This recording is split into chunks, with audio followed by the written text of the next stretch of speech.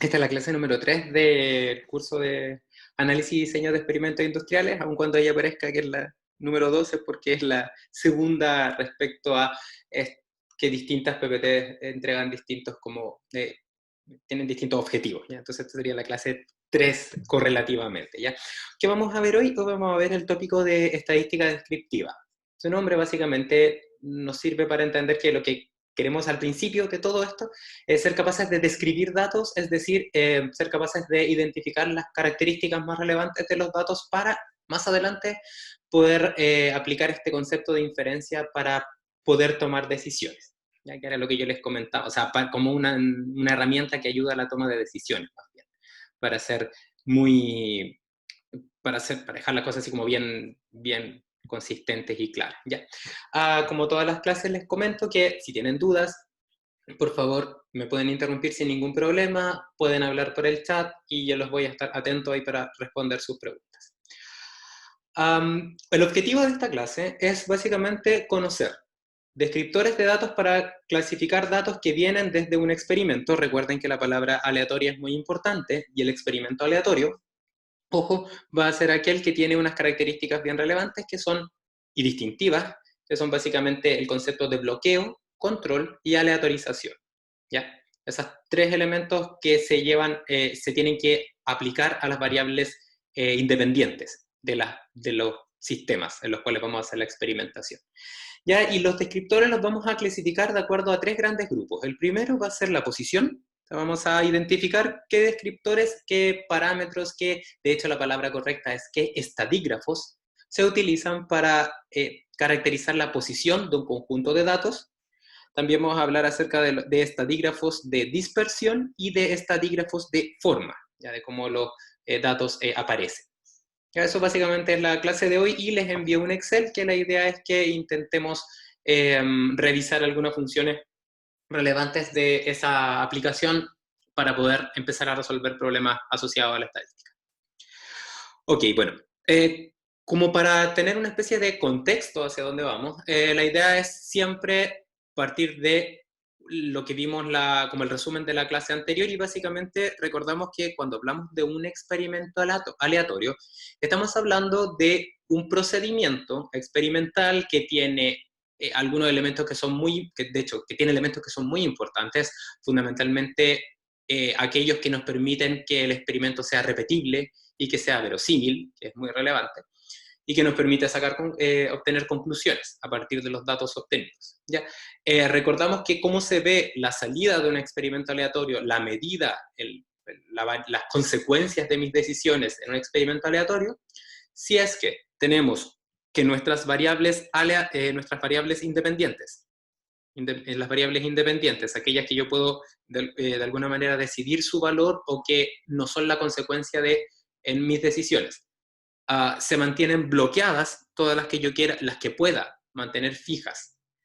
Las que quiero evaluar su efecto en la variable dependiente controlada, es decir, generar grupos de experimentos en condiciones en las cuales la variable controlada se mantiene constante, pero entre estos grupos se puede cambiar el valor de la variable controlada de manera deliberada, porque estamos hablando de un experimento aleatorio y activo, y aquellas variables que no se pueden bloquear y que no corresponden a aquellas que vamos a controlar serían variables aleatorias, que son aleatorias quiere decir que dejamos al azar el valor que va a tener esta variable y de esa forma entonces nos aseguramos que independientemente del valor que toma la variable controlada, la variable aleatorizada, que no puede ser bloqueada, puede subestimar o sobreestimar de manera azarosa el efecto que tiene la variable controlada sobre la respuesta de interés. ¿Ya? ¿Cómo se ve todo esto? Básicamente, si acá nosotros ponemos nuestra variable dependiente, que es la respuesta, y si observan acá aparece un gorrito, porque ese gorrito significa que es una variable medida. Lo que vamos a observar es que si todo se mantiene constante y aquello que no se puede mantener constante se aleatoriza, lo que obtendríamos sería un conjunto de puntos que básicamente representan las medidas para cada uno de los experimentos aleatorios que realizamos. Y la idea entonces es estudiar los estadígrafos de posición, dispersión y forma que nos permiten caracterizar ese conjunto de datos, que es como la parte cero de esto. Pero ahí es súper importante primero identificar que, independientemente si es que nosotros tuviésemos la oportunidad de que incluso todas aquellas variables que no se pueden bloquear y no son controladas se aleatoricen, imagínense que el U3 es un conjunto vacío, que no existen estas variables aleatorizadas, igual siempre vamos a tener una dispersión, una fluctuación en los datos de salida de mi experimento, y fundamentalmente eso es porque medimos. Y el proceso de medición siempre tiene asociado un proceso de error. Y ese error, que se llama error de medición, está inmerso dentro de un error más grande que es el error experimental. La consecuencia de observar cosas como la que ustedes ven acá, de que tenemos puntos que fluctúan alrededor de un valor central, podemos decir, es la consecuencia del error que se agrega al momento de experimentar y al momento de medir. Y todo ese error se llama error de experimentación. Pero si nos enfocamos ahora fundamentalmente en el proceso de medición, vamos a observar que cuando nosotros tomamos mediciones, igual va a existir fluctuaciones producto de este proceso de medición, y las características de las fluctuaciones dependerán del equipo que utilicemos para medir, del instrumento que utilicemos para medir. ¿Ya? Solamente como ejemplo, para llevarlo como a dos extremos muy grandes, imagínense que ustedes van a comprar pan. ¿Ya? Si van a comprar pan, probablemente al almacén de la esquina van a ir, y si es que no sé, pues almacenes que son más antiguas, existe no sé si han visto unas balanzas que son como así, que tienen una especie como de reloj acá, o en la feria. Es súper común ver estas como balanzas que tienen esas características, y ahí uno pone el producto. Y tenemos otro tipo de balanzas que son en un extremo, estarían aquellas que son súper precisas, que tienen, ¿no es cierto?, un dispositivo que está cerrado al ambiente de tal manera de evitar fluctuaciones y que tiene muchos decimales, estas balanzas que son súper buenas, que son balanzas analíticas. ¿Ya? Si utilizamos uno o el otro instrumento para medir, para obtener la masa, por ejemplo, de un determinado experimento, y ese experimento se realizó de la misma forma y lo único que va a cambiar es si utilizamos una balanza o la otra, lo que vamos a observar es que para el mismo experimento utilizar dos instrumentos de medición va a significar que vamos a obtener datos distintos. ¿Ya? Sí, así como revisando simplemente o intentando como, de alguna manera como identificar como las tecnologías más actuales y las más antiguas y relacionando eso con el nivel de qué tan bueno es la medida que vamos a obtener, es de esperar que si nosotros hiciéramos un experimento con la balanza analítica, la voy a poner con azul de ahora en adelante, y registramos para cada uno de los experimentos, vamos a poner la masa, por ejemplo, de este experimento que se hizo siempre igual, con la misma muestra, todo, lo más probable es que obtendríamos entonces estos puntitos que representan las salidas de nuestro experimento, ¿no es cierto? Y por otro lado, si tuviésemos el mismo experimento, pero ahora medido con la balanza esta de Don Genaro que nos vende el pan todos los días, entonces probablemente lo que obtendríamos sería unos datos que estarían más dispersos.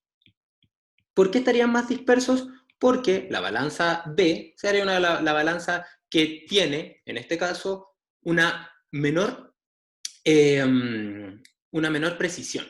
¿Ya? Porque básicamente no somos capaces de identificar el dato que nos está entregando con un gran número de decimales. ¿Por qué? Porque básicamente el equipo tiene esa limitación. Y por otro lado, si es que utilizáramos entonces la balanza analítica, obtendríamos unos datos muy precisos. ¿Ya?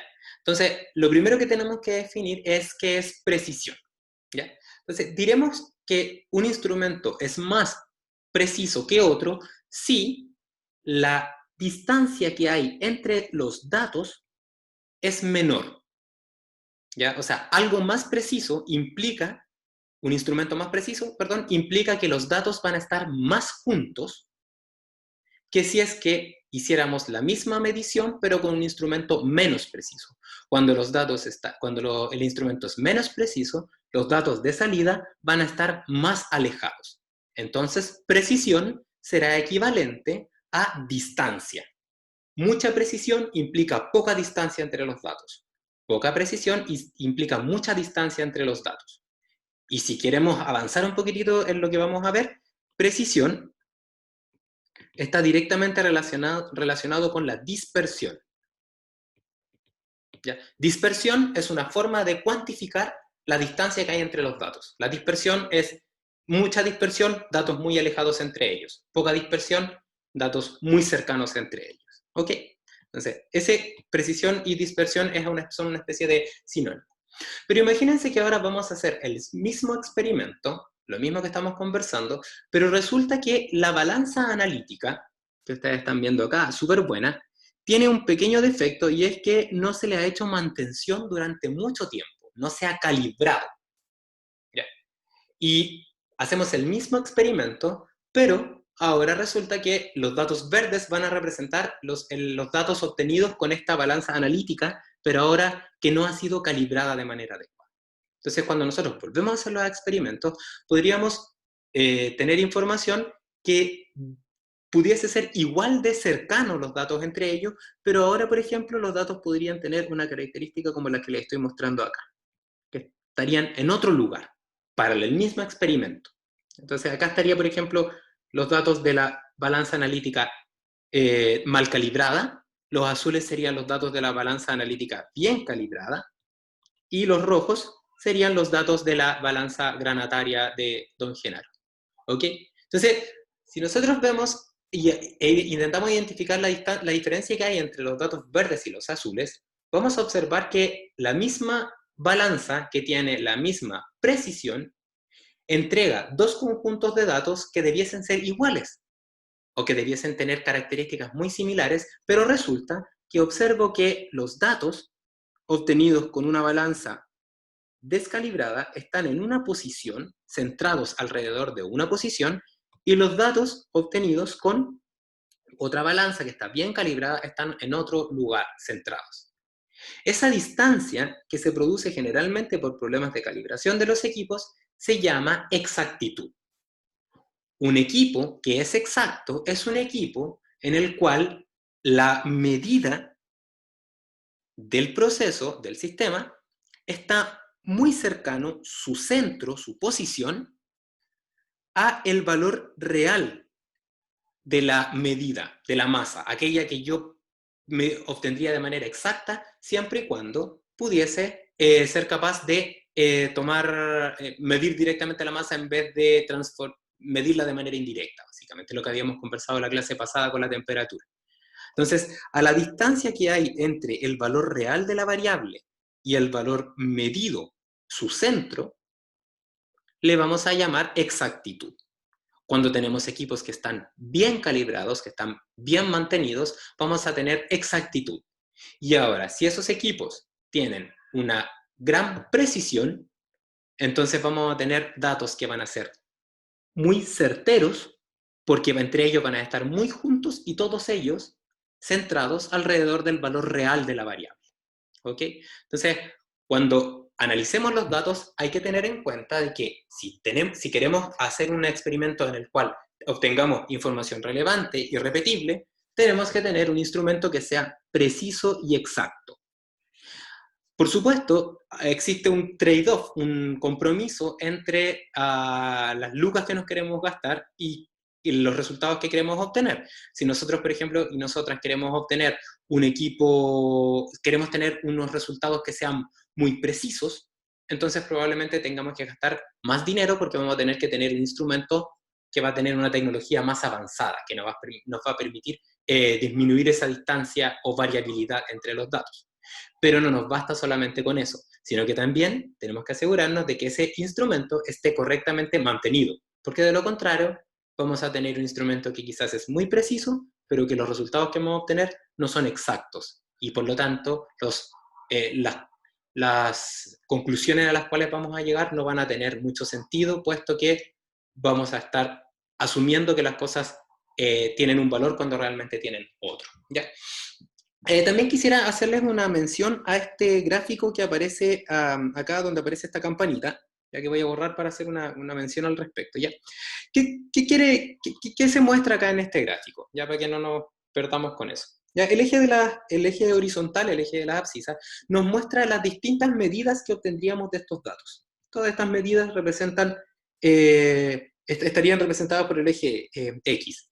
Y el eje Y representa la frecuencia en la cual ocurren las medidas. Imagínense, por ejemplo, que tenemos unas medidas acá que son, los valores que están acá son cercanos a 10, los valores que están un poco más abajo son cercanos a 8, estos valores 5, y acá hay un valor que, y por abajo tenemos valores que son 4, y por ejemplo 4, sí. Okay. ¿Qué quiere decir la frecuencia? Su nombre intenta darnos algunas pistas. Es una especie de indicador de que cuántas veces ocurre algo. ¿Okay? Entonces, básicamente diríamos, en este caso, que la frecuencia de los datos igual a 10 kilos, por ejemplo, es de 3, o es proporcional a 3. La frecuencia de los datos de iguales a 5 kilos es 1, 2, 3, 4, 5, por ejemplo. ¿Okay? Entonces, básicamente, la frecuencia está relacionada con la ocurrencia de las cosas, y mientras algo es más frecuente, algo ocurre más veces. ¿Ok? Entonces, esta curva que observamos acá sería una especie de representación si nosotros y nosotras repitiéramos un experimento de manera infinita, muchas veces. Tantas veces que podemos calcular, podemos graficar distintas frecuencias, tantas que entre el gráfico que vamos a hacer están tan pegadas las líneas que representan las distintas frecuencias que eso parece una línea. ¿Ok?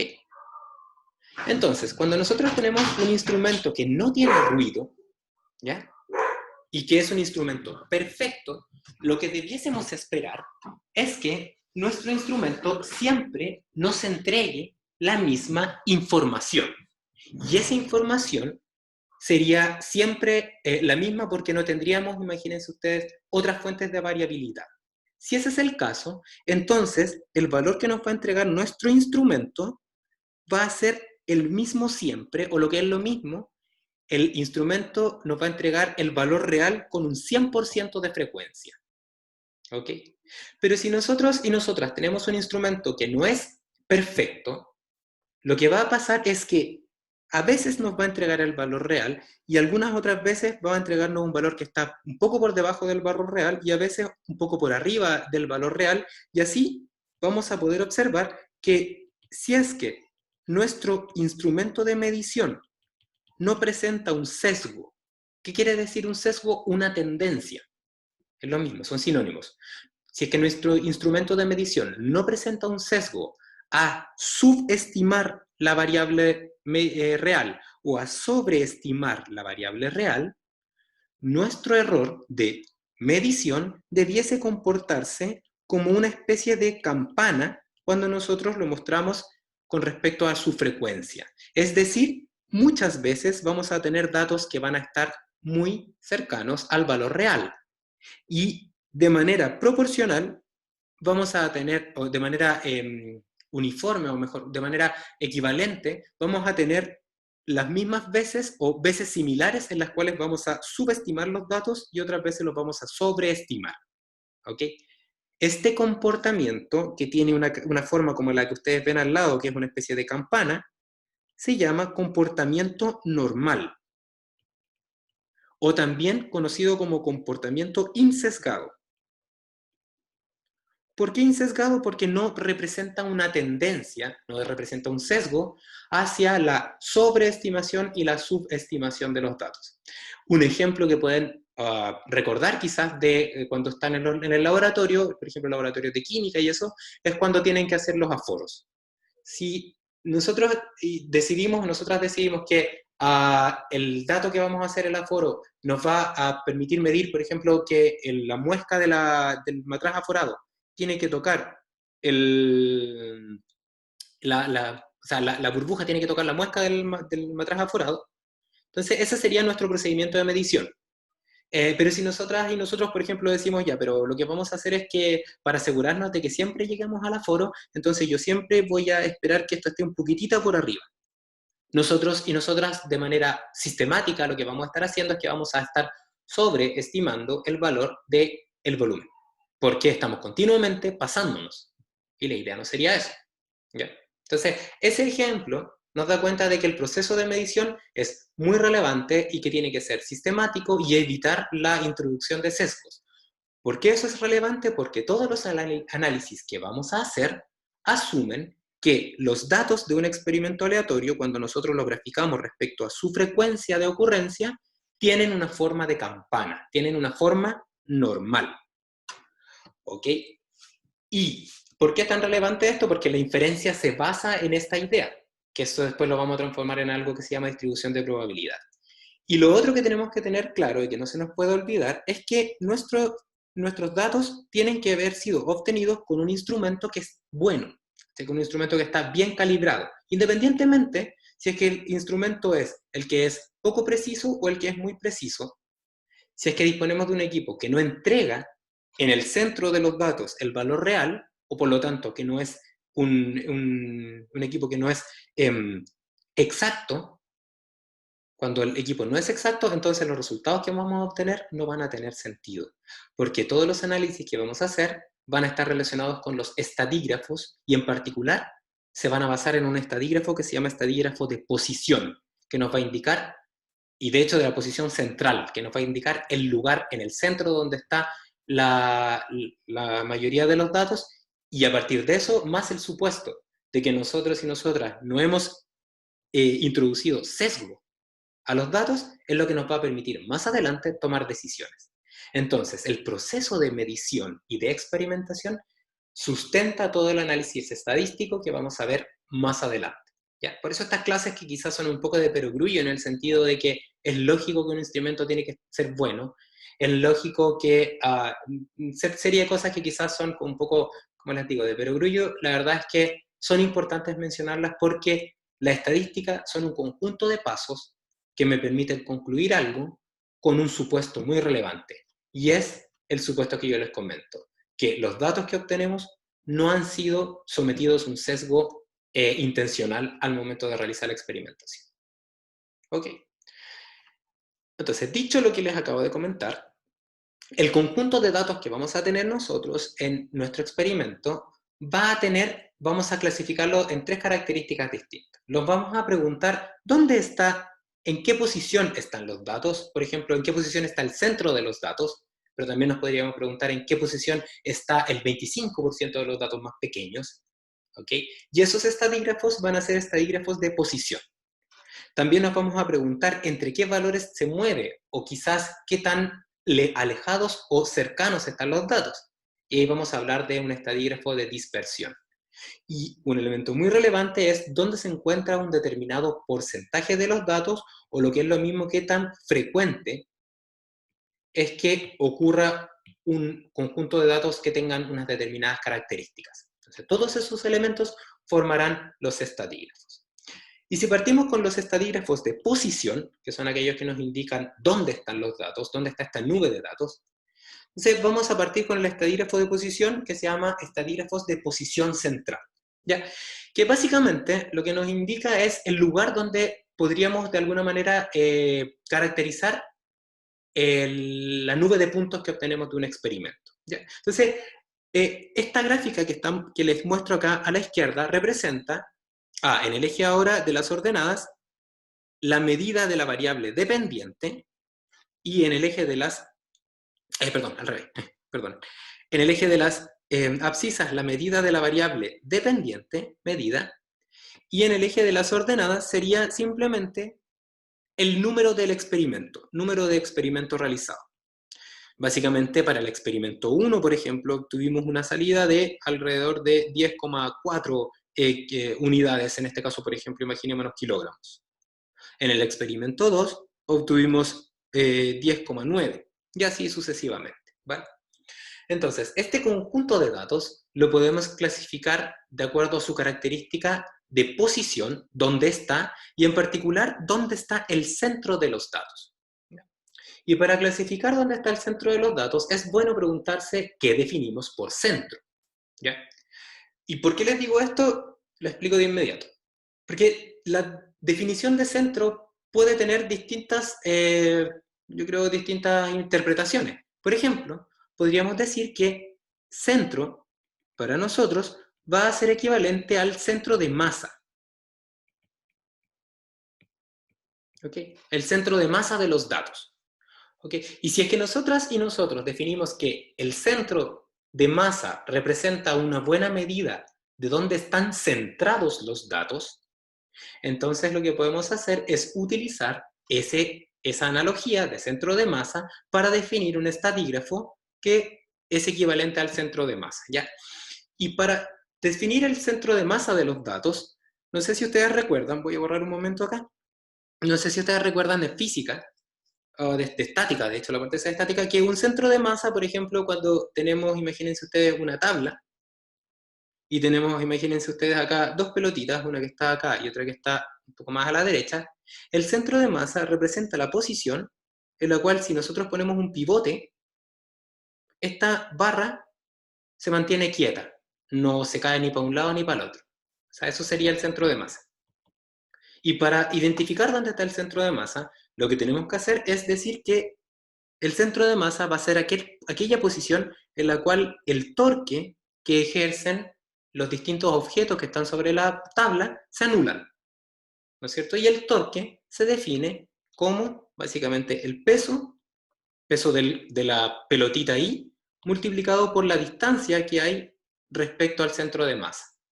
¿Ok? Entonces, básicamente, el centro de masa sería aquel elemento que nos permitiera decir, en este caso, por ejemplo, que el peso de la pelotita 1 multiplicado por la distancia que hay entre el centro de masa y la posición 1, más el peso de la pelotita 2 por la distancia que hay entre el centro de masa con respecto a la pelotita 2, tiene que ser igual a 0.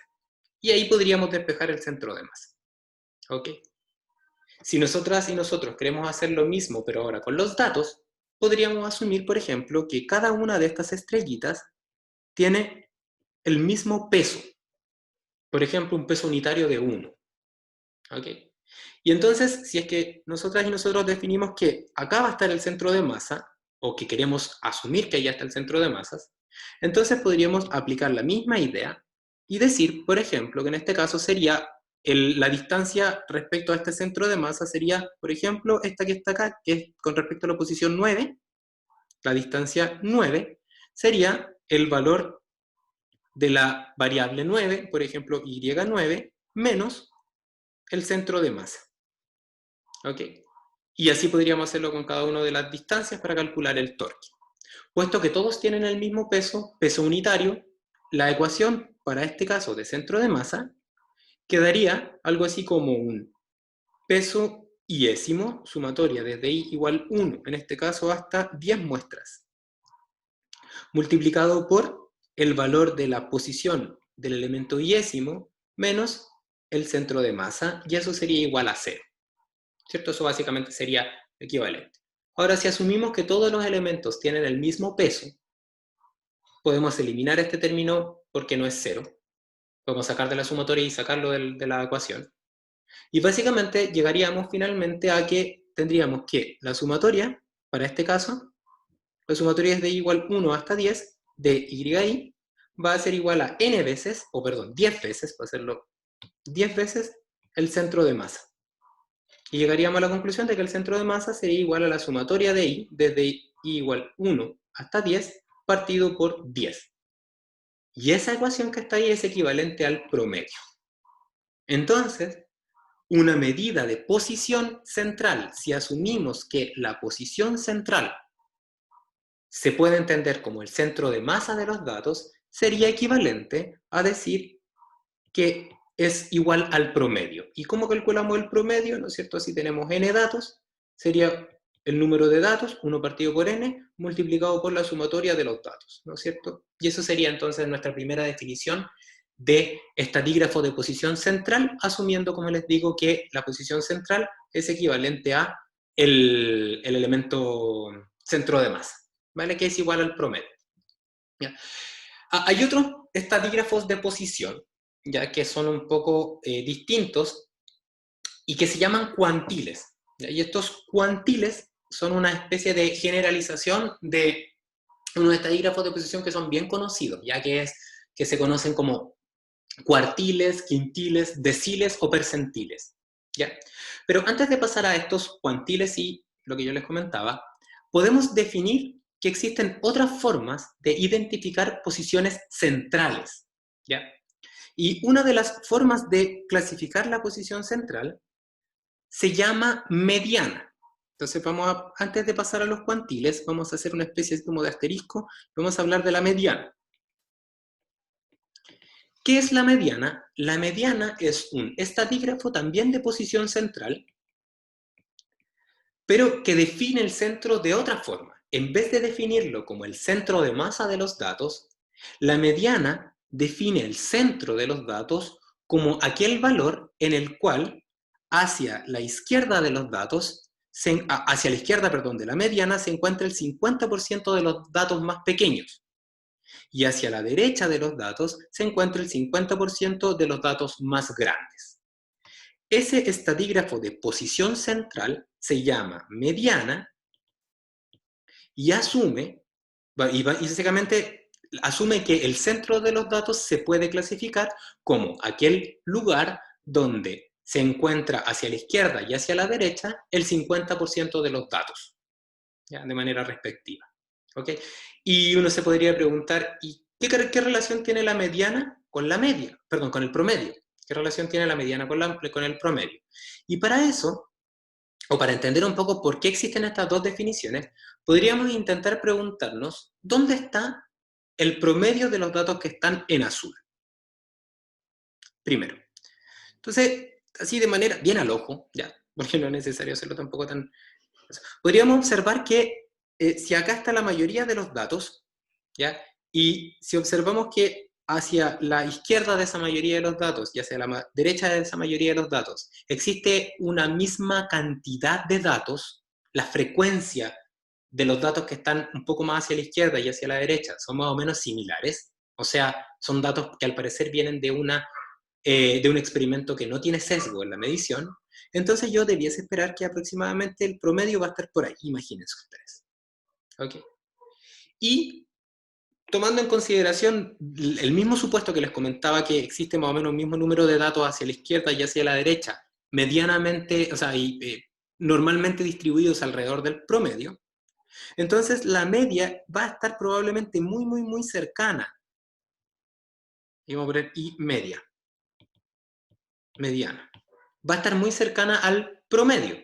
¿Por qué? Porque básicamente la forma de la distribución de los datos, la frecuencia de los datos, perdón, hace que estas dos cosas coincidan. ¿Ya? Pero imagínense ahora por un momento que resulta que dentro de mi estrategia de medición, de procedimiento de medición, me dio un dato, pero lo medí mal. Lo medí mal o tomé un dato mal o realicé un experimento mal que hizo que, por ejemplo, agregué el doble de la masa que debiese haber agregado, por lo tanto es una variable que no va a estar bloqueada, pero no me di cuenta. Si eso pasa, probablemente el dato de ese experimento que fue hecho de manera mala va a estar muy lejano al conjunto de los datos, por ejemplo, a esa distancia. ¿Ok? Y si queremos evaluar, imagínense ustedes que habían acá 50 datos. Y acá está el dato siguiente. Ahora tenemos 51 datos. De hecho, vamos a poner 50 datos en azul. 50 datos. Y ahora aparece este dato que fue, de hecho se llama dato anómalo, porque es un dato obtenido en condiciones anómalas. ¿Ok? Si evaluamos la media, observaremos que como la media, perdón, el promedio, si observamos el promedio, ahí sí, si observamos el promedio, observaremos que como el promedio es equivalente al centro de masa y por lo tanto tiene que ver con el torque, si nosotras y nosotros tenemos una tabla en la cual ponemos una pelotita muy lejos del centro de masa, el centro de masa se tiene que mover mucho para mantener el equilibrio de torques. Acá pasa lo mismo. Cuando tenemos datos que son obtenidos en condiciones no normales, condiciones anómalas, el promedio se resiente y el promedio cambia, puesto que, como es un centro de masa, tiene que considerar aquellos datos que están más a los extremos. Entonces, el promedio, que es un dato de posición que da cuenta del centro de masa, se ve muy afectado por los datos extremos, por los datos anómalos que pueden aparecer. Pero, respecto a la mediana, pueden notar que si la mediana representaba, por ejemplo, el valor que le estoy marcando acá con una flechita, lo voy a poner con verde ahora. esta flechita que está acá. Y ese dato es aquel que, con los 50 datos que teníamos inicialmente, hacia allá estaba el 50% de los datos, y hacia allá estaba el otro 50% de los datos. Cuando tenemos un dato anómalo, lo que pasa es que este dato anómalo, por supuesto que afecta a la mediana, pero lo afecta de manera mucho más controlada, porque en vez de estar acá la mediana, va a estar en el dato de al lado.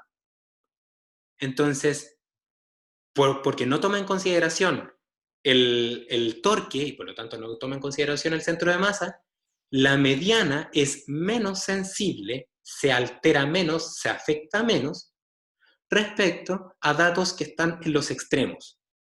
Entonces, una forma de identificar cuando tenemos datos que hacen que uno tienda a pensar que los datos existen datos anómalos porque están datos en los extremos, es comparar el promedio con la mediana. Y si existen diferencias relevantes, y si es que los datos son, me voy a devolver, normales, ¿por qué es importante eso? Porque el centro de masa, por lo mismo, el promedio y la mediana, cuando tenemos una distribución, una frecuencia normal, debiesen ser iguales, porque estamos diciendo que existe la misma cantidad de datos a la izquierda y hacia la derecha, y que estos datos están centrados en el promedio. Pero cuando tenemos situaciones en las cuales existe un sesgo en la medición, entonces estos valores van a comenzar a diferir. Si, por ejemplo, tenemos datos que están muy alejados hacia la derecha, el promedio se va a mover hacia la derecha respecto a la mediana, que se va a mantener más o menos constante en el centro. Entonces, una forma de identificar cuando tenemos datos anómalos, una de muchas que vamos a ver, es básicamente comparando el promedio con la mediana, los cuales debiesen ser de alguna manera parecidos. ¿Ok? Entonces, dicho esto, tenemos entonces dos formas de clasificar la posición. Promedio, que sería equivalente al centro de masa, y mediana, que sería equivalente a aquella posición en la cual los datos se dividen 50% más chico y 50% más grande. ¿Ok? Entonces, siguiendo con la idea de la mediana, que tiene que ver con la posición central y el 50% hacia la izquierda y hacia la derecha, ¿ya? Definiremos que un cuantil, ¿ya?, representa una medida de posición que indica de alguna manera cómo podemos generar fronteras de los datos que involucren a un determinado porcentaje de los datos. ¿Ya? Les explico de inmediato. Imaginémonos, por ejemplo, que estamos interesados e interesadas en el conjunto de datos que tenemos, estos 50 datos que teníamos inicialmente. ¿Ya? Queremos dividirlo, vamos a borrar porque ya no tenemos outliers o puntos anómalos. Imaginémonos que de estos 50 datos que tenemos, queremos identificar el valor donde están el 10% de los datos más pequeños, luego el 10% de los datos siguientes, y así sucesivamente. En ese caso, entonces, lo que tendríamos que hacer es ir contando los datos. Tendríamos el dato 1, 2, el dato 3, el dato 4, por ejemplo, y el dato 5, y entonces decir que hasta ahí existe el 10% de los datos más pequeños. Luego seríamos el 6, el 7, 8, el 9 y el 10, y entonces ahí tendríamos el otro 10% de los datos. ¿Vale? Cada división que se genera cuando nosotros dividimos el conjunto de datos en n número de datos iguales o porcentaje igual de datos, ¿ok?, representa un cuantil. En este caso sería un decil, porque en vez de dividir en n conjuntos los datos, y cada conjunto de ellos tiene el mismo porcentaje de datos, lo que hice fue dividirlo en n igual 10 conjuntos, y en cada uno de estos conjuntos existe el mismo número de datos. ¿Ok? Entonces, el decil sería básicamente la frontera que existe entre en esta división que acabamos de hacer, de 10 elementos, en los cuales en cada uno de ellos existe el mismo número de datos, los cuales están ordenados de menor a mayor. Aparte de los deciles, ya que nos representan entonces las fronteras donde está el 10% de los datos más pequeños, el 10% de los datos siguientes, o lo que es lo mismo, el 20% de los datos más pequeños. Existen otras divisiones. Si es que n es igual a 10, decíamos que se llama decil. Si es que n es igual a 5, decimos que se llama quintil.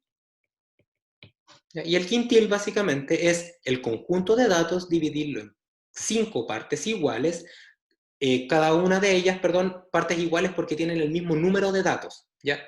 Los cuales han sido ordenados de menor a mayor. Existen los cuartiles, que es dividir los datos en 4 conjuntos, y la distancia que hay, la división de cada uno de ellos representarían al 25, 50, 75 y 100% de los datos. Y finalmente podríamos tener otros que son más grandes, por ejemplo los percentiles. Cuando ocupamos n igual 100, entonces tendríamos un percentil. ¿Ok? Entonces son medidas de posición porque describen el lugar donde pasa algo. El promedio, posición porque describe dónde está el centro de masa. La mediana, posición porque describe dónde se dividen los datos por la mitad. Fíjense, la mediana es una especie de cuantil también, pero es cuando n es igual a 2, porque dividimos el conjunto de datos en 50 más chico y 50 más grande. ¿Ok? Y los cuantiles también son medidas de posición porque marcan una posición respecto al conjunto de datos, pero en este caso esa posición indica un determinado porcentaje de datos que cumplen una determinada característica. ¿Cuál es ella?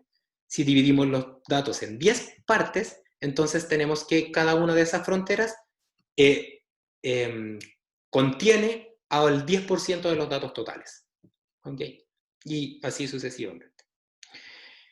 Si hacemos este análisis, por ejemplo, para n igual 4, o sea, estamos hablando de cuartiles, los cuartiles, que implica entonces que dividimos el conjunto de datos en 4 partes, cada una de ellas que tiene la frontera engloba a un número igual de elementos y que corresponde al 25% de los datos, diremos que tenemos el cuartil 1 o primer cuartil como la posición en la cual se encuentra el dato, tal que hacia la izquierda del dato existe el 25% de las medidas más pequeñas.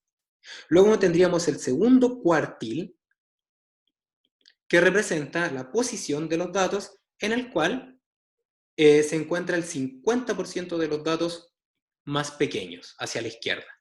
Luego tendríamos el tercer cuartil, que sería el cuartil del 75%, es decir, que hacia la izquierda está el 75% de los datos, y finalmente tendríamos el cuarto cuartil o máximo, y que representa aquel lugar en el cual el 100% de los datos son menores o iguales a este valor. ¿Ok? Este sería el cuarto cuartil. Tenemos el cuartil 0 también, que sería el dato mínimo, porque hay 0 datos más pequeños que el más pequeño. ¿Ok? Y noten, por supuesto, que el segundo cuartil, aquel que divide los datos en 2, 50 más chico y 50 más grande, es equivalente a la mediana. ¿Ya? Eso quiere decir también, por ejemplo, que el decil 5 es aquel que es equivalente a la mediana. El percentil 50 es equivalente a la mediana. Pero la mediana no aparece, aquí estaría el cuartil 2, es equivalente a la mediana, y en el caso de los quintiles no aparece la mediana porque es un valor porque no aparece la división en el 50% de los datos. ¿Ok? Entonces, básicamente tenemos esta herramienta que nos permite identificar la posición en la cual están un porcentaje de datos determinados con determinadas características. ¿Ok? Para una división de cuartiles en este caso, que es súper común, se definen algunos elementos que son relevantes. ¿Ya? Se define, por ejemplo, lo que se llama rango intercuartílico. Vamos a poner la Q porque Q es cuando estamos en inglés, cuartílico. El rango intercuartílico es la distancia que existe entre el cuartil 3 y el cuartil 1. ¿Ya? Y si notan, sería equivalente entonces, aquí estaría el rango intercuartílico, y básicamente lo que está indicando es que en este rango se encuentra el 50% de los datos centrales. perdón, datos centrales. Oh, ahí sí, centrales. El 50% de los datos centrales. Acá estaría, este sería el rango intercuartílico, RIC, y el rango intercuartílico, como les comentaba, tiene esa característica, que es el lugar, en la distancia donde se encuentra el 50% de los datos centrales. Ahora, ¿por qué es importante este rango intercuartílico? Porque fíjense que si es que estos datos vienen de un experimento que no tiene sesgo al momento de medición, el rango intercuartílico nos indica dónde se encuentran los datos más frecuentes también, los más que están más cercanos al valor real, se supone, de un experimento. Entonces es muy relevante el valor del rango intercuartílico, porque aquello que no esté dentro del rango intercuartílico, o sea, aquello que está para allá y para el otro lado, se podría entender como quizás algunos elementos que podrían ser sospechosos al momento de realizar los análisis. De hecho, una forma de identificar datos que son, como las que les había contado antes, este dato que nos aparece, por ejemplo, anómalo, que nos apareció acá, es comparar el valor que aparece acá con una distancia que es respecto en este caso al cuartil 3, que sería equivalente a 1.5 veces el rango intercuartílico. Aquello que se encuentra por sobre el Q3 más 1.5 veces el rango intercuartílico tiene toda la pinta de que es un dato que fue o tomado mal o realizado con una experimentación de manera no adecuada. Y lo mismo pasa hacia el otro lado. Cuando nosotros al cuartil 1 le restamos ahora el 1.5 veces el rango intercuartílico, entonces tenemos una especie de límite en el cual si obtenemos un dato que aparece por la izquierda, vamos a sospechar de inmediato porque parece que es un dato que no es muy común, es poco frecuente. ¿Ok? Este sería Q3 más el rango intercuartílico y el otro sería hacia el otro lado Q1 menos el rango intercuartílico. ¿Ok? Entonces, Profe, Bárbara, cuéntame. ¿por qué por 1.5? Creo que me Es perdí. un, sí, no te perdiste. De hecho, este 1.5 yo me lo saqué del bolsillo. Ya, este 1.5 es un valor como de compromiso, ¿ya? Porque ¿podría ser 2? Sí. ¿Podría ser 3? Sí. Pero este 1.5 se ha identificado que es un dato, o sea, una distancia razonable que considera la posibilidad de tener datos extremos, porque hay veces que pasa, o sea, podemos perfectamente, debido a las características aleatorias de las variables independientes, debido a las características aleatorias de las variables independientes, puede pasar que tenga datos que estén allá en ese extremo. Entonces no puedo poner, por ejemplo, un rango intercuartílico, porque quizás estoy siendo muy castigador con aquellos datos que quizás igual pertenecen al conjunto. Y por otro lado, si es que en vez de multiplicar por 1.5 multiplico por 3 o multiplico por 4 o números más grandes, podría ser demasiado laxo al momento de intentar identificar datos que son anómalos. Entonces el valor 1.5 es una especie de compromiso entre ellos y no es una regla, no es una ley, ya es una regla que nos ayuda a identificar si un dato es candidato a sospechar, ¿ya? De hecho, para identificar los datos que son anómalos, lo que vamos a hacer es utilizar criterios estadísticos, que están basados en distribuciones de probabilidad. ¿Ya? En vez de poner este 1.5 veces el rango intercuartílico, lo que vamos a hacer un poco más adelante es que vamos a decir, estos datos los datos anómalos van a ser aquellos datos que representan un porcentaje muy pequeño de los datos totales. ¿Ya? Pero por mientras, simplemente comentarles que este 1.5 es una especie de regla del dedo gordo que ayuda a identificar posibles candidatos a ser datos erróneos. Pero yo no dije el por qué aparece 1.5 porque, como te digo, es nada más que una especie de como de consejo. ¿Cachai? Solo eso. Ya, sí. Profe, ¿y eso Ujú. después como usted nos va a decir por cuánto multiplicarlo? ¿Onda como qué tanta holgura dar? ¿O después vamos como a definirlo en el curso, siempre vamos a tener este número?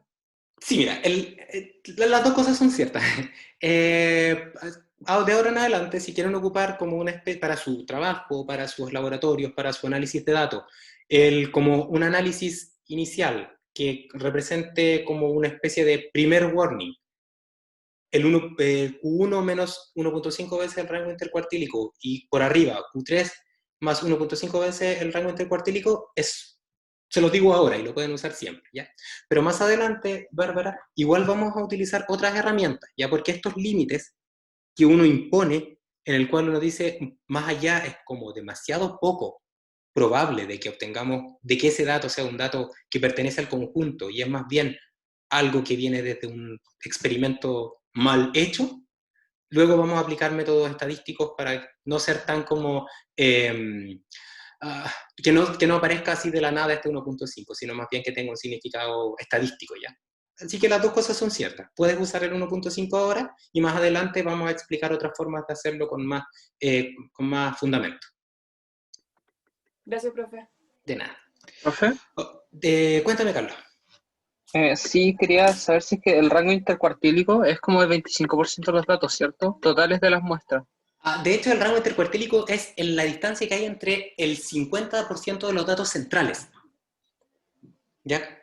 El rango intercuartílico, Carlos, es esta distancia que hay acá, donde están el dato que separa el cuartil 1, o sea, donde está el 25% de los datos más chicos, con el dato del cuartil 3, el que separa el 25% de los datos más grandes.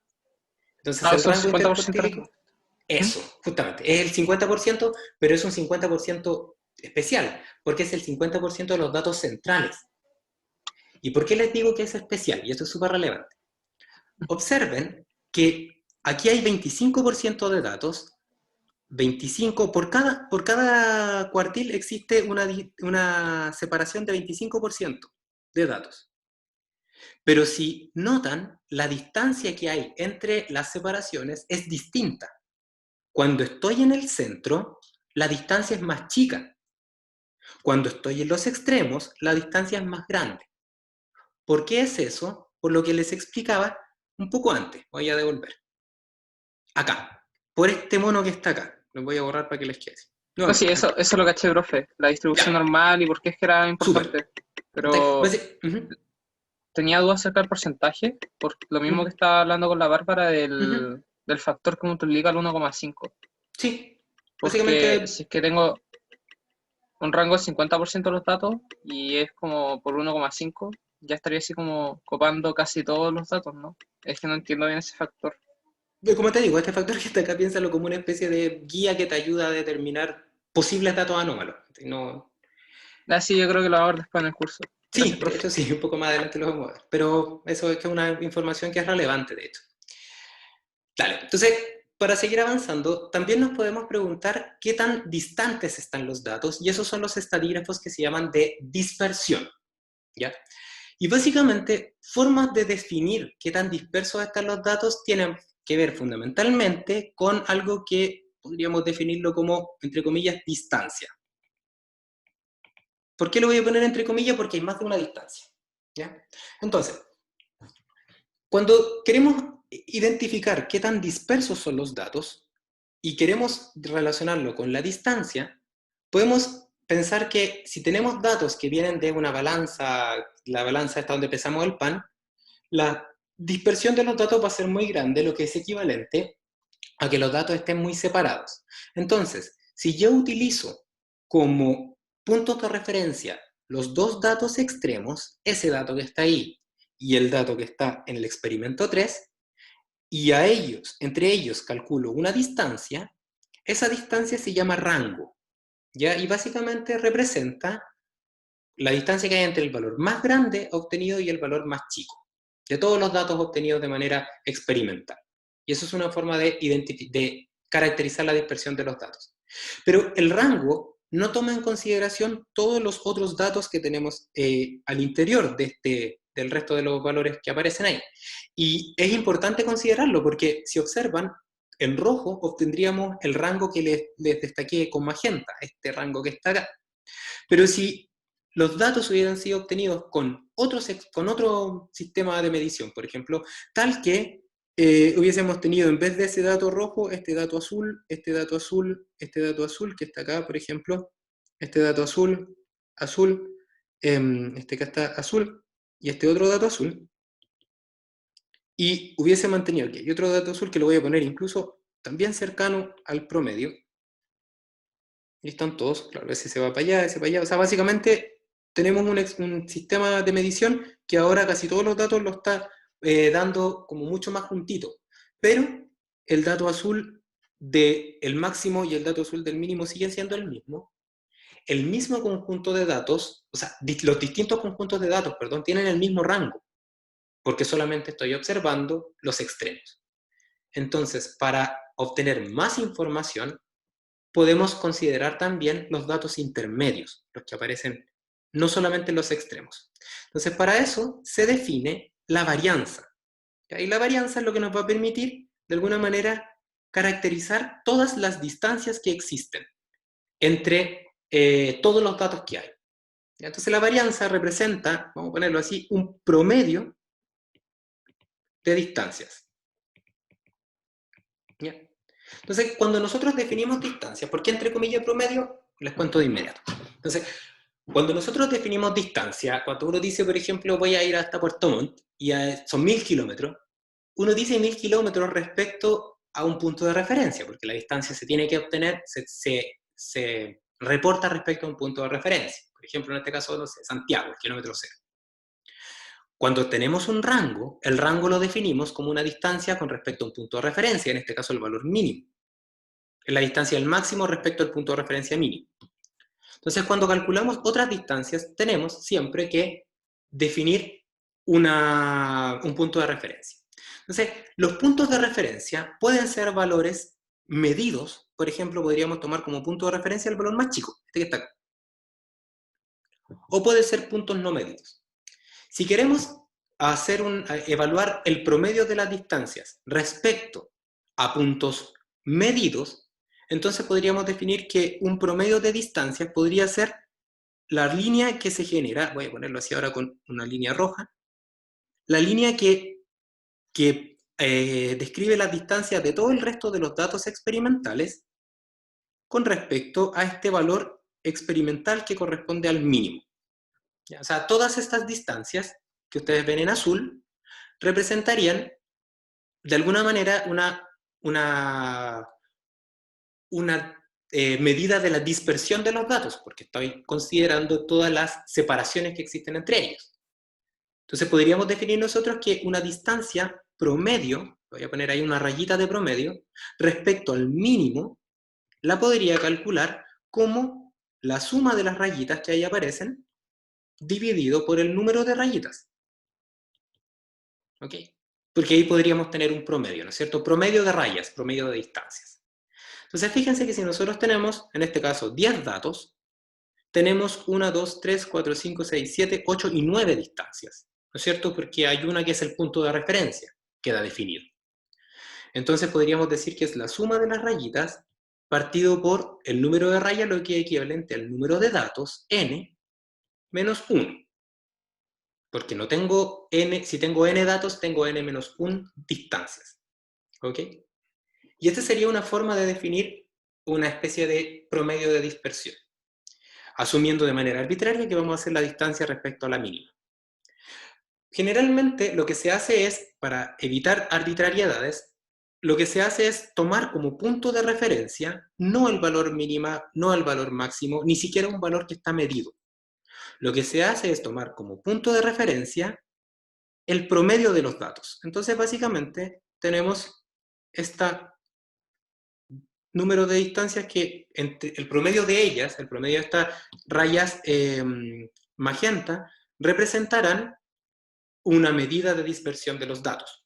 ¿Ya? Entonces, en este caso sería exactamente lo mismo, la distancia, pero ahora ya no sería la distancia respecto al mínimo, sino que ahora sería la distancia, pero ahora en vez de ser respecto al mínimo, respecto al promedio. Voy a poner acá respecto al y promedio. ¿Ok? Y sería exactamente lo mismo, sería la suma de rayas partido por el número de rayas. Entonces, observamos que si yo sumo las rayas magenta, esa y esa, respecto al centro, notaré que de acuerdo a la definición del promedio, la suma de las distancias va a dar igual a 0. Entonces, básicamente, definir el centro como punto de referencia para calcular las distancias no es muy bueno, porque la suma de todas las distancias va a ser igual a 0. Entonces tendríamos que siempre la varianza o la dispersión de los datos sería igual a 0. Entonces, para evitar eso, las rayas se elevan al cuadrado. Y de esa forma, entonces, independientemente si la distancia es negativa o positiva, siempre lo que voy a hacer es que voy a considerar de alguna manera el valor absoluto de las distancias. ¿Cómo se definen las distancias? En este caso, como la resta entre el valor medido y el promedio, y tendríamos que dividirlo por el número de distancias. Entonces, si observamos, tenemos una distancia, 2, 3, 4, 5, 6, 7, 8, 9 y 10. Pero una de estas distancias, la que ustedes quieran, es linealmente dependiente con las otras. Porque al definir como punto de referencia el promedio, hay una de las distancias, o mejor, uno de los datos que queda definido de antemano, porque el promedio fue calculado como el centro de masa. Por lo tanto, una de estas distancias es aquella que cuando se suma el resto va a ser igual a 0. Entonces se define que la varianza, y ahora sí ponemos acá varianza, es la suma de las distancias al cuadrado respecto a el promedio dividido por el número de rayas que son linealmente independientes, o lo que es lo mismo, dividido por n-1. Y esa es la definición de varianza, y generalmente ustedes la van a encontrar así, S cuadrado de Y. ¿Ya? Entonces, la varianza de los datos se define como la suma de las distancias al cuadrado respecto al promedio partido por el número de distancias independientes, o también conocido como grados de libertad. ¿Por qué grados de libertad? Porque básicamente, como su nombre lo indica, de todas las distancias, de las n distancias que yo puedo definir respecto al centro, una de ellas no es linealmente independiente, porque es aquella que me permite definir el promedio. ¿Ok? Ok, entonces tenemos que la varianza representa esa medición que está ahí, y si es que observan, la varianza tiene unidades de la medida al cuadrado. Entonces, si es que nos genera un problema esta medida al cuadrado, no sé, grados Celsius al cuadrado, para hacer, por ejemplo, una comparación respecto al centro, por ejemplo, podríamos decir, la media es 10,3 grados Celsius y queremos entonces ponerle un más menos, una distancia respecto, por ejemplo, que da cuenta ese más menos de qué tan separado, qué tan juntitos están los datos. Entonces no podemos sumar grados Celsius con grados Celsius al cuadrado. Entonces, para agregarle a esta medida de posición la dispersión de los datos, se define la desviación estándar, la cual es la raíz cuadrada de la varianza, y que tiene en este caso unidades de la medida de la variable dependiente, no al cuadrado, sino que igual a la unidad de la medida. Por lo tanto, entonces es posible hacer este promedio más o menos un determinado valor. ¿Ok? Y generalmente lo que ustedes ven cuando entregan datos, no sé, pues, ahora que están con el coronavirus y eso, que aparecen ciertos datos con un más menos, ese más menos tiene que ver con la dispersión, y ese más menos generalmente es la desviación estándar de los datos. ¿Ok? Y que representa, como les comento, una especie de promedio de, en este caso, el valor absoluto de las distancias. Y tenemos otros indicadores de dispersión que uno puede seguir definiendo, yo acá les defino solo esto, que se llama coeficiente de variación, que básicamente es la desviación estándar dividido por el promedio, y da cuenta de qué porcentaje del promedio se puede de alguna manera identificar como desviación estándar. ¿Ya? Te lo entrega básicamente por un porcentual, pero básicamente el concepto es el mismo, porque están dividiendo por un número. Ok, y hasta acá. ¿Dudas? No. Súper. Ya si tienen dudas ahí me lo comentan. Tenemos entonces, dígame, ¿hay una duda por el chat o me dice que está todo en orden? Ya, súper, y la Isidora me dice que está todo bien. Perfecto. Entonces, tenemos posición. Ok. Tenemos dispersión. Ok. Ahora lo que vamos a ver son formas. ¿Ya? Y las las formas de identificar los estadígrafos perdón la redundancia, forma, o la metodología para identificar los estadígrafos de forma, tiene que ver con intentar responder a la pregunta de qué tan frecuente es que aparezcan ciertos datos en un determinado subconjunto del total. ¿Ya? Por ejemplo, yo podría preguntarme ahora, ¿qué tan frecuente es que los datos que tenga pertenezcan a un subconjunto que va desde 8.5 hasta 11.7, por ejemplo? Y la frecuencia va a ser 100% frecuente, perdón, porque todos los datos pertenecen a ese subconjunto. Pero yo también podría definir un subconjunto que es desde el 8.5 hasta el 10.8 y desde el 10.8 hasta el 11.7. Y en ese caso, entonces, tendría que identificar cuántos datos hay en el subconjunto 1 y cuántos datos hay en el subconjunto 2. ¿Y por qué es de forma? ¿Por qué podemos relacionar la frecuencia con la forma? Porque imagínense ustedes que acá tenemos, por ejemplo, un 52% de los datos, y acá hay un 48% de los datos. Si nosotros luego y nosotras luego tomamos esta información y entonces graficamos el subconjunto 1 y el subconjunto 2 en un gráfico de barras, y esto lo relaciono con la frecuencia,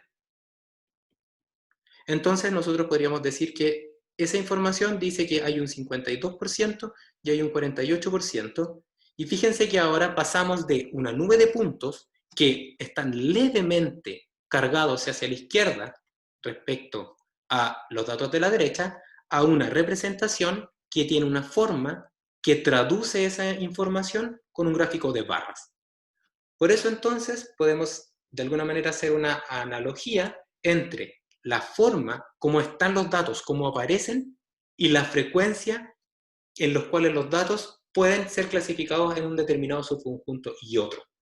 Imagínense, por ejemplo, que ahora tomo y ahora voy a hacer una especie de algo distinto a los cuartiles. Voy a hacer lo contrario, de hecho, a los cuartiles. Voy a tomar los datos y voy a decir que el rango, imagínense este rango que está acá entre el valor más 11.7 y este más chico, el 11.5, el 8.5, lo voy a dividir en 4 partes iguales. ¿Ok? Entonces voy a tomar y voy a decir, acá va a estar la primera parte, perdón, quizás se me fue un poco para el lado. Va a ser acá, primera parte, segunda parte, tercera y cuarta parte. ¿Ok? Entonces fíjense que si yo hago esto, y entonces cuento los datos que hay en cada una de estos subconjuntos, voy a poner subconjunto 1, subconjunto 2, subconjunto 3 y el subconjunto 4, y entonces cuento cuántos datos hay en cada subconjunto. Imaginémonos, por ejemplo, que acá hay un 10% de los datos. Al medio va a haber, por ejemplo, un 30% de los datos. Acá también va a haber un 35% de los datos. Por ejemplo, 35, 65, 75 y acá hay un 25% de los datos. ¿Sí? Creo que sí. Sí, 60 y 100. Entonces, esta información yo la puedo transformar en un gráfico donde tengo las 4 divisiones que están equidistantes entre ellas, y entonces diría, ahí está el 10%, acá estaría el 30, a continuación vendría el 35, y finalmente tendría un 25% de los datos. Entonces, en vez de considerar esta nube de puntos, podría eso transformarlo en un gráfico de barra que me diría fundamentalmente que entre estos dos límites se encuentra el 35% de los datos. Entonces, la forma tiene directa relación con la frecuencia, y entonces lo que hacemos nosotros es definir subconjuntos dentro de este conjunto total de datos y contamos cuántos datos pertenecen a este subconjunto.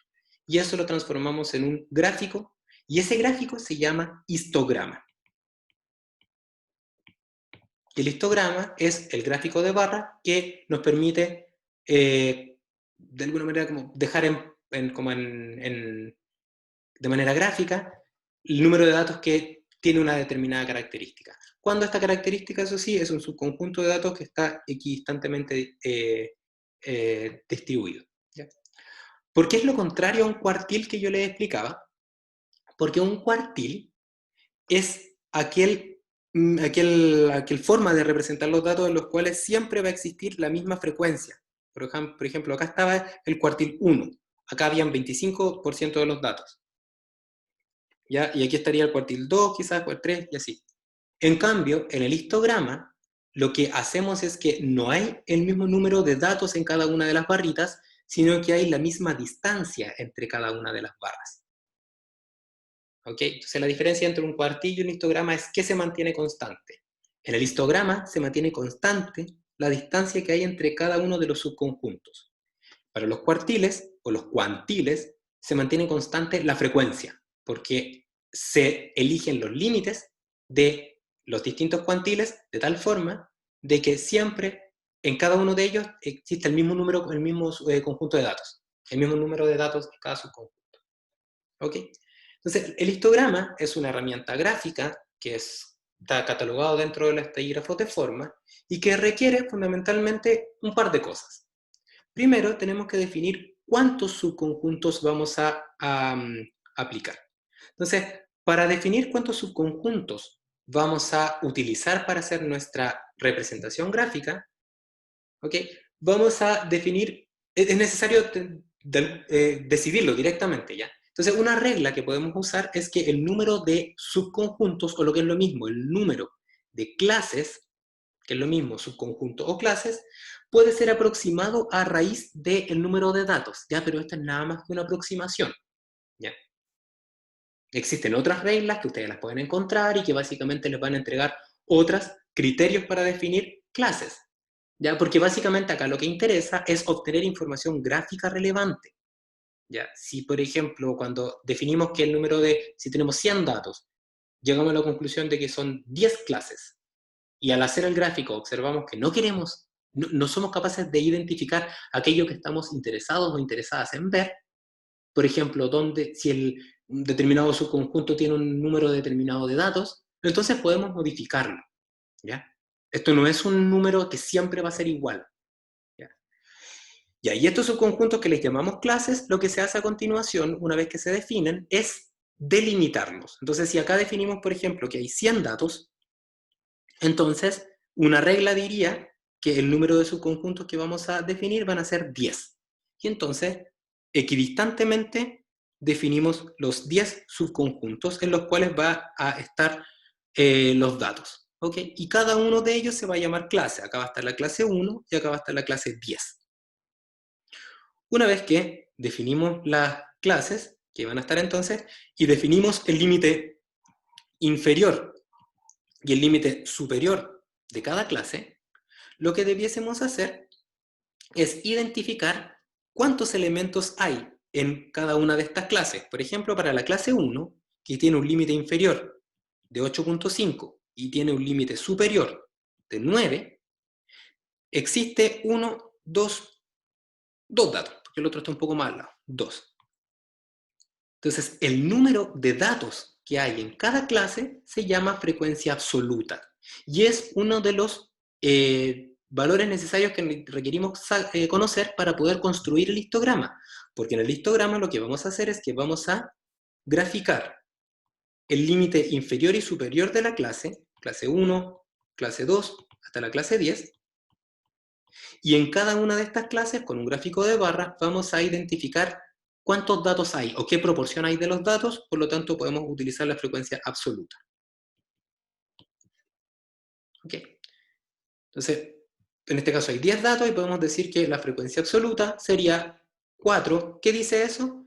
Que en la primera clase, por ejemplo la que va acá, clase 1, que tiene un límite inferior de 8.5 y que tiene un valor, un límite superior de, no sé, por ejemplo 9, existen 4 datos del total que están dentro de ese subconjunto. En la siguiente clase, que va desde el 9, por ejemplo, hasta no sé, otro valor que está acá, un poco menos, de hecho, es como 8, algo, 8,6 y de 8,5, 8,6 hasta 8,8, por ejemplo. Perdón, vamos a borrar para hacerlo bien. Que va entre el 8.5 y el 8.6. Ahí hay 4 datos, por ejemplo. Y luego entre el 8.6 y el 8.9, por ejemplo, no, estos son 4, sería 9. Entre 9 existen 27 datos, y así sucesivamente. ¿Ya? Entonces, la frecuencia absoluta es simplemente cuántos datos hay en cada clase. ¿Ok? Y para cada clase existe un límite inferior, un límite superior, y existe un valor de alguna manera representativo del límite inferior y el límite superior que se llama etiqueta de clase. La etiqueta de clase es el promedio entre el límite inferior y el límite superior. O sea, límite superior de la clase, límite inferior partido por 2. Y representa de alguna manera el punto central. Este punto que está acá. El puntito que está en el medio de la clase, ese se denomina etiqueta de clase. ¿Ok? Y esa etiqueta de clase sería algo así como una especie de valor más representativo, entendiendo que es un poco probable que los datos estén justo en el límite inferior y justo en el límite superior, y es más posible que los datos estén de alguna manera como adentro de la clase. ¿Ok? Entonces ese básicamente representa la etiqueta de clase. ¿Ok? ¿Tienen dudas hasta acá? Pregunto nuevamente. ¿Tienen dudas respecto a estos histogramas o eso, o pasamos directamente a este Excel que les había mandado? Dice Isidora que no se escucha. ¿Ahora se escucha, Isidora? Al Excel, dice. Ya, pasemos al Excel. Contémosle un poco de qué se trata, mostremos de qué se trata el tema. Ya. Entonces, tenemos... vamos a mostrarles esto mejor. Entonces, les voy a compartir ahora. Ustedes tienen un Excel que pueden revisarlo después con calma. Ahí se los envié por correo. Les voy a compartir mi desktop. Y entonces, en este momento ustedes tienen que estar viendo mi Excel, ya que también se los mandé a ustedes. Y en el Excel que les mandé, aparece un conjunto de datos, ¿ya? Que representa, en este caso, datos obtenidos de personas a las cuales se les ha medido la altura. ¿Ya? Entonces, estos datos, los voy a poner acá. Si nosotros nos encontramos con estos datos, que son 1000 datos, y graficamos los datos, voy a intentar irme lo más arriba posible, entonces ponemos acá insertar y ponemos gráficos de dispersión. Cuando llegamos a los datos experimentales, vamos a ver cosas como esta. ¿Ya? ¿Qué podemos decir de los datos experimentales graficados? Que básicamente los datos están aproximadamente centrados en el 1,69, 67 por ahí, y que tienen una dispersión que es como proporcional a algo así como una distancia que hay entre el 1,87, que es el más grande, y al parecer 1,51, que es el más pequeño. ¿Ok? Entonces, eso mismo que vemos gráficamente se puede ir analizando de manera analítica, o sea, clasificando de manera analítica, y para eso lo que podemos hacer es utilizar los estadígrafos. El estadígrafo primero que vimos fue el promedio, y nos va a dar cuenta de dónde están los datos, ¿no es cierto? Entonces, para usarlo, aquí les pido que si quieren aprender cómo se usan las distintas herramientas de Excel, las herramientas estadísticas, revisen el libro de ejercicios resueltos que aparece dentro de la bibliografía, ¿ya? De tal manera de tener una especie de primer approach. Déjenme un momento, profe, que me está generando problemas esto. ¿Ya? Entonces, básicamente ahí tendríamos un primer...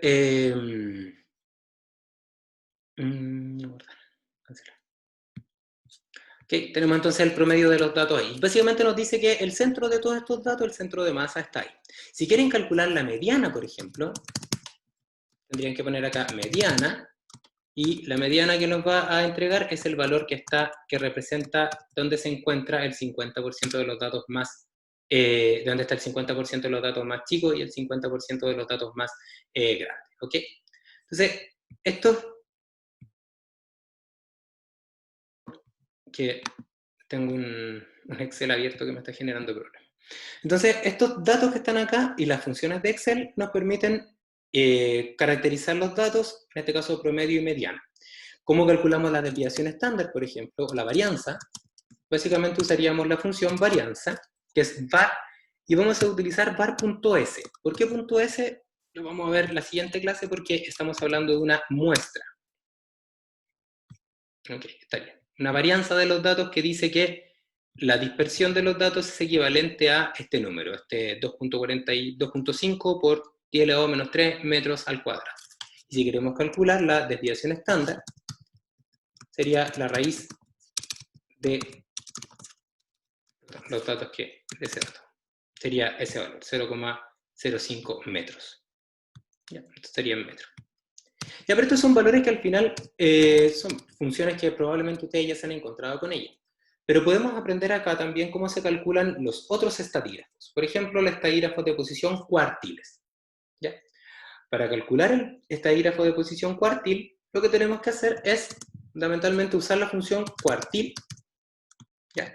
Y vamos a utilizar la función, en este caso, la función cuartil inc. ¿Por qué la función cuartil inc? Porque la función cuartil inc nos considera también el cuartil 0 y el cuartil 4.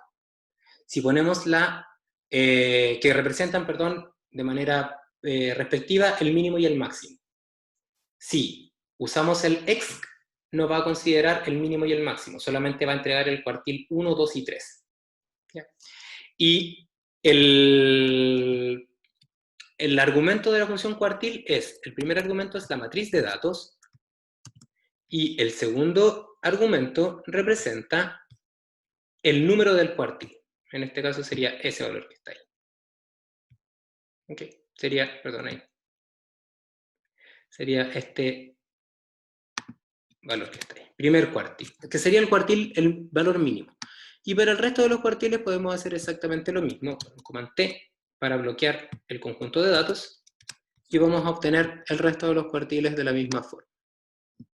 ¿Ok? Entonces básicamente nos indica eso, que el 100% de los datos es menor o igual a 1.87, que corresponde al mínimo, o sea, al máximo. Que en el 1.73, entre 1.73 y 1.87 metros se encuentra el 25% de las personas más altas, que el 50% de las personas con un tamaño normal se mueve, normal me refiero al tamaño más frecuente, ¿ya? Se encuentra entre 1.73 y 1.66, ahí está el 50% de los datos, ¿ok? Y que el 25% de las personas que son más pequeñas miden 1,66 m o menos. ¿Ok? Entonces, de esta forma podemos, de manera súper rápida,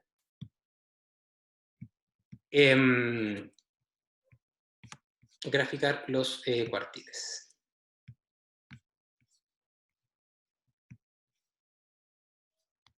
¿Ok?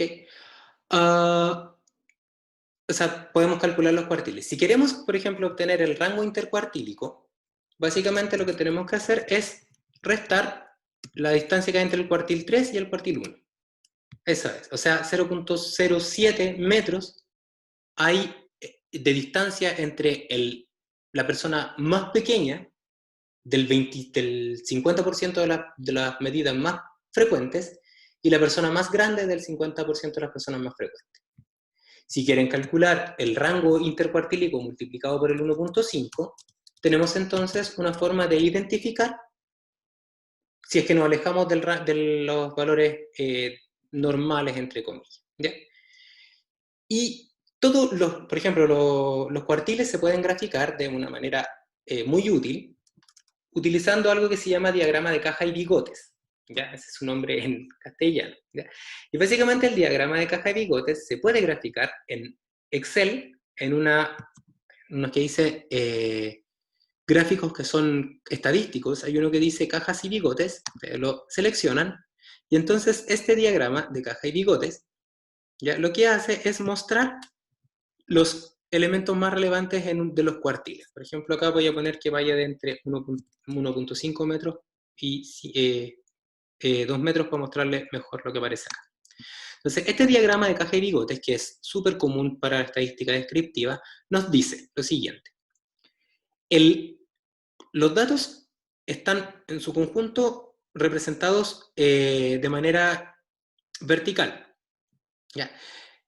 Los datos que están en la caja están delimitados por el cuartil 1 ya que representa el 25%, perdón, por abajo el cuartil 1 que representa el 25% de los límite del 25% de los datos más chicos, y el cuartil 3 que representa el 75% de los datos más chicos, el límite.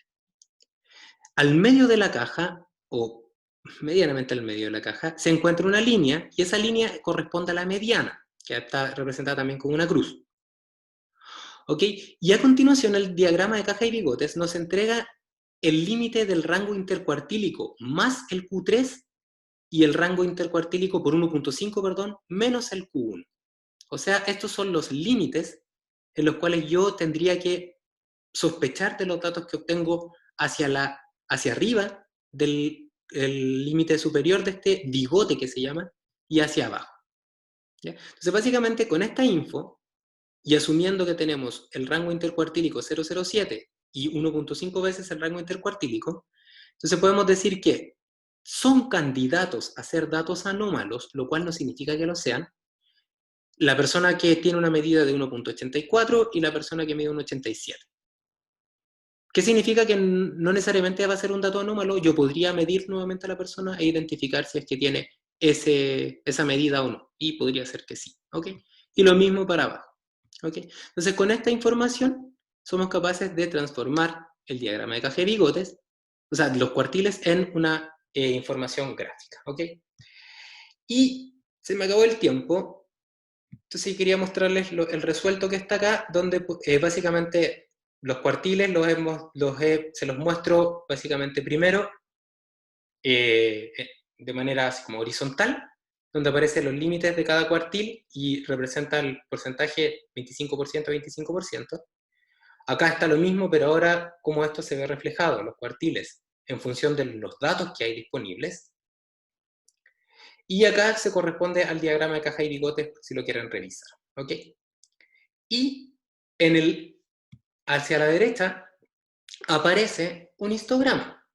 ¿Ya? Y el histograma se puede obtener mediante las funciones de Excel, ya utilizando una gráfica directamente, ya que eso se los van a explicar mañana los ayudantes, en la ayudantía que van a tener, o podemos construir un histograma contando cuántos elementos caben dentro de un determinado subconjunto, el cual se describe y se delimita por las distintas clases. ¿Ya? Entonces, mañana van a ver un ejemplo de cómo se construye un histograma en Excel y van a aprender a interpretarlo. Solamente me queda decirles, por la hora, que los histogramas son de frecuencia absoluta cuando graficamos el número de datos que hay en cada clase, de frecuencia relativa cuando ese número de datos lo presentamos de manera porcentual respecto al total de datos, y existe algo que se llama el histograma acumulado, que es básicamente una suma de las frecuencias relativas que aparecen en las clases anteriores. Es una especie de integración del histograma de frecuencia relativa. Mañana van a conocer unas aplicaciones para poder darle más sentido a este cálculo de estadística. ¿Ya? Asumo que la clase va a quedar grabada igual con lo que se cayó acá, pero después lo voy a revisar. ¿Ok? ¿Tienen dudas?